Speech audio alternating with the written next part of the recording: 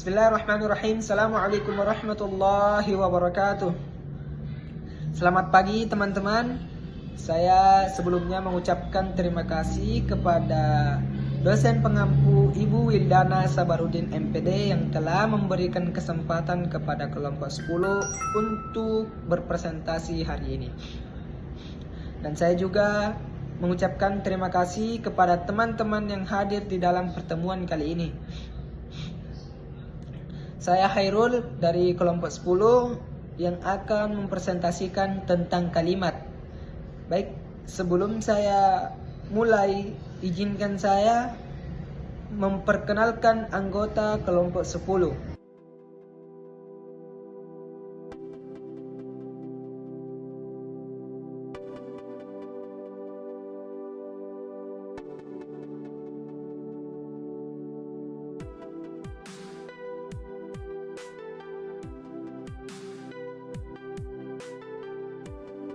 Baik, teman-teman semua, presentasi pertama dimulai dari saya, yaitu pendahuluan.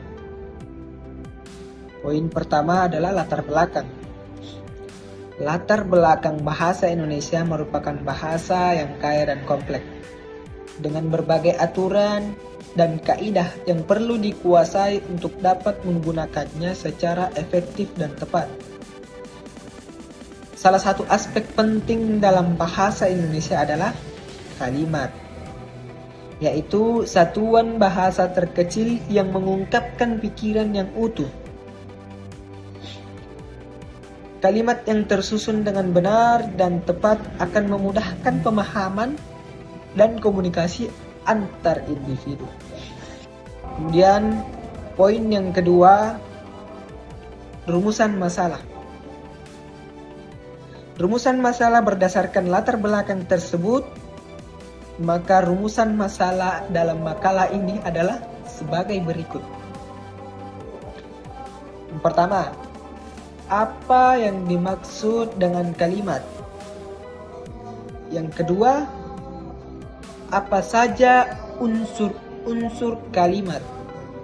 Yang ketiga, bagaimana pola dasar kalimat? Dan yang terakhir, apa saja jenis-jenis kalimat? Poin yang ketiga, yaitu tujuan. Tujuan dari makalah ini adalah untuk memahami definisi kalimat, mengetahui unsur-unsur kalimat, memahami pola dasar kalimat, dan mengetahui jenis-jenis kalimat. Definisi kalimat dalam Kamus Bahasa Indonesia KBBI, kalimat merupakan satuan bahasa yang relatif berdiri sendiri, mempunyai pola intonasi final dan secara aktual ataupun potensial terdiri atas klausa. Kalimat secara umum digunakan secara lisan maupun tulisan. Definisi menurut para ahli. 1. Kaidah laksana. Kalimat adalah satuan bahasa yang secara relatif berdiri sendiri, mempunyai pola intonasi final dan aktual maupun potensial terdiri atas klausa. Klausa bebas yang menjadi kognitif percakapan. Satuan proposisi yang merupakan gabungan klausa atau satu klausa yang membentuk satuan bebas. Jawaban minimal, seruan, salam, dan sebagainya. 2. Darjo Widojo. Kalimat adalah bagian dari suatu ujaran atau teks wacana yang mengungkapkan pikiran yang utuh secara ketatabahasaan. 3. Keraf. Kalimat menjadi satu bagian dari ujaran yang didahului dan diikuti oleh kesenyapan, sedangkan intonasinya menunjukkan bagian ujaran itu sudah lengkap. 4. Slamet Muljana. Kalimat adalah keseluruhan pemakaian kata yang berlagu, disusun berdasarkan sistem bahasa yang bersangkutan. Mungkin yang dipakai hanya satu kata, mungkin lebih. Selanjutnya, unsur kalimat. Unsur kalimat terdapat beberapa unsur yang membangun sebuah kalimat, antara lain sebagai berikut. Yang pertama, subjek. Yang kedua, predikat. Yang ketiga, objek. Yang keempat, pelengkap. Dan yang kelima, keterangan. atau biasa disebut dengan SPOK. Selanjutnya, apa itu subjek? Subjek adalah bagian kalimat yang menandai apa yang dinyatakan oleh penulis. Subjek dapat berbentuk kata benda, frasa kata benda, ataupun kata kerja. Contoh, yang pertama, Dini sedang pergi ke pasar. Kata bendanya ialah Dini. Yang kedua, pacar Dini sangat tampan. Frasa kata bendanya ialah pacar Dini. Yang ketiga, membaca adalah hobi terbaik Dini. Kata kerjanya ialah membaca. Selanjutnya, apa itu predikat? Predikat adalah bagian kalimat yang menandai apa yang dinyatakan oleh penulis terkait sebuah subjek. Predikat dapat berbentuk kata kerja, frasa kata kerja, frasa numeral, kata benda, frasa kata benda, frasa preposisi, kata sifat, frasa kata sifat. Contoh, yang pertama, Rido makan. Kata kerjanya ialah makan. Yang kedua, Rido sedang makan. Frasa kata kerjanya ialah sedang makan. Yang ketiga, Dini membeli 3 buah buku. Frasa numeralnya ialah 3 buah buku. Yang keempat, Jack pengusaha. Kata bendanya ialah pengusaha. Yang kelima, Jack seorang pengusaha properti. Frasa kata bendanya ialah pengusaha properti. Yang keenam, Dini ke sekolah. Frasa preposisinya ialah ke sekolah. Yang ketujuh, Rido pintar. Kata sifatnya ialah pintar. Yang kedelapan, Rido sangat pintar. Frasa kata sifatnya ialah sangat pintar. Selanjutnya, apa itu objek? Objek adalah bagian kalimat yang melengkapi sebuah kata kerja. Objek dapat berbentuk kata benda ataupun kata frasa kata benda. Letak objek biasanya terdapat setelah predikat dengan kategori verbal atau kalimat aktif, transitif yang minimal memiliki 3 unsur utama SPO. Contoh, yang pertama, Rido mencintai Dini. Kata bendanya adalah mencintai Dini. Yang kedua, Dini membeli sebuah boneka. Frasa kata bendanya ialah sebuah boneka. Selanjutnya, apa itu pelengkap? Pelengkap atau komplement seringkali disamakan dengan objek, padahal keduanya berbeda. Perbedaannya terletak dalam kalimat pasif. Dalam kalimat pasif, pelengkap tidak dapat menjadi subjek. Pelengkap dapat terletak di belakang predikat atau di belakang objek, atau jika ada unsur objek setelah predikat. Contoh, yang pertama, Rido bertubuh kekar. 2. Rido bercucuran keringat.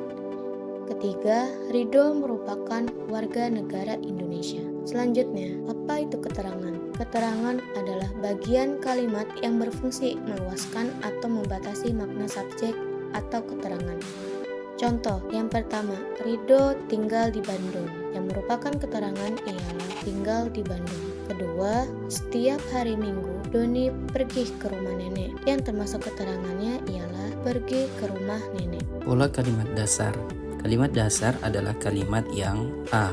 terdiri atas satu klausa, B. memiliki unsur yang lengkap, C. mengikuti pola urutan umum, dan D. tidak mengandung pertanyaan, perintah, seruan, atau pengingkaran. Dari 5 unsur fungsi sintaksis kalimat, subjek disingkat S, predikat disingkat P, objek disingkat O, pelengkap disingkat vel, dan keterangan disingkat K. Kita dapat membentuk 8 pola kalimat dasar. Berikut ini pola kalimat dasar beserta contohnya. Yang pertama, subjek predikat. Ia pergi. Ia sebagai subjek, pergi sebagai predikat. 2. Subjek predikat objek. Ia membeli obat. Ia sebagai subjek, membeli sebagai predikat, dan obat sebagai objek. 3. Subjek predikat pelengkap. Ia berbelanja obat. Ia sebagai subjek, berbelanja sebagai predikat, dan obat sebagai pelengkap. 4. Subjek predikat keterangan. Ia subjek, pergi kemarin. Ia pergi kemarin. Ia sebagai subjek, pergi sebagai predikat, kemarin sebagai keterangan. Kelima, subjek, predikat, objek pelengkap. Ia membelikan ibunya obat. Ia sebagai subjek, membelikan sebagai predikat, ibunya sebagai objek, dan obat sebagai pelengkap. Keenam, subjek, predikat, objek, keterangan. Ia membeli obat kemarin. Ia sebagai subjek, membeli sebagai predikat, obat sebagai objek, kemarin sebagai keterangan. Ketujuh, subjek, predikat, pelengkap, keterangan. Ia berbelanja obat kemarin. Ia sebagai subjek, belanja sebagai predikat, obat sebagai pelengkap, kemarin sebagai keterangan. Kedelapan, terakhir, subjek, predikat, objek, pelengkap, keterangan. Ia membelikan ibunya obat kemarin. Ia sebagai subjek, membelikan sebagai predikat, ibunya sebagai objek, dan obat sebagai pelengkap serta kemarin sebagai keterangan. Berdasarkan pola-pola di atas, kita dapat melihat bahwa kalimat dapat memiliki 2 hingga 5 unsur. Unsur yang harus ada dalam sebuah kalimat hanya subjek dan predikat. Urutan unsur pada kalimat dasar itu dapat diubah dengan 2 cara, yaitu pemindahan. 1. Letak keterangan ke awal atau tengah kalimat, dan kedua, letak predikat ke depan subjek. Berikut ini contoh perubahan urutan tersebut. Pertama, keterangan subjek predikat. Kemarin ia pergi. Kemarin sebagai keterangan, ia sebagai subjek, dan pergi sebagai predikat. Kedua, subjek keterangan predikat. Ia kemarin pergi. Ia sebagai subjek, kemarin sebagai keterangan, dan pergi sebagai predikat. Ketiga, predikat subjek. Tidak banyak orang yang jujur. Tidak banyak sebagai predikat dan orang yang jujur sebagai subjek. Kalimat majemuk memiliki pola yang lebih kompleks. Namun, pola kalimat majemuk sebenarnya merupakan gabungan pola-pola yang telah disebutkan di atas. Berikut ini contoh beberapa pola kalimat majemuk atau disingkat dengan konjungsi. Yang pertama, dia mengatakan bahwa kamu sudah makan tadi pagi. Dia sebagai subjek pertama mengatakan sebagai predikat pertama, bahwa sebagai konjungsi, kamu sebagai subjek kedua, sudah makan sebagai predikat kedua, tadi pagi sebagai keterangan kedua. Yang kedua, karena makan sayur basi, ia sakit perut. Karena sebagai konjungsi, makan sebagai predikat kedua, sayur basi sebagai objek kedua, ia sebagai subjek pertama, sakit perut sebagai predikat pertama, dan perut sebagai pelengkap pertama. Yang ketiga, partai itu setuju dengan rencana kenaikan harga, tetapi partai yang lain menentangnya karena tidak sesuai dengan aspirasi rakyat. Partai itu sebagai subjek pertama setuju sebagai predikat pertama dengan rencana kenaikan harga sebagai pelengkap pertama, tetapi sebagai konjungsi pertama, partai yang lain sebagai subjek kedua menentangnya sebagai predikat kedua plus objek kedua karena sebagai konjungsi kedua tidak sesuai sebagai predikat ketiga dengan aspirasi rakyat sebagai pelengkap ketiga. Pada kalimat 2, S2 sama dengan S1, ia sehingga dapat dilesapkan pada kalimat 3.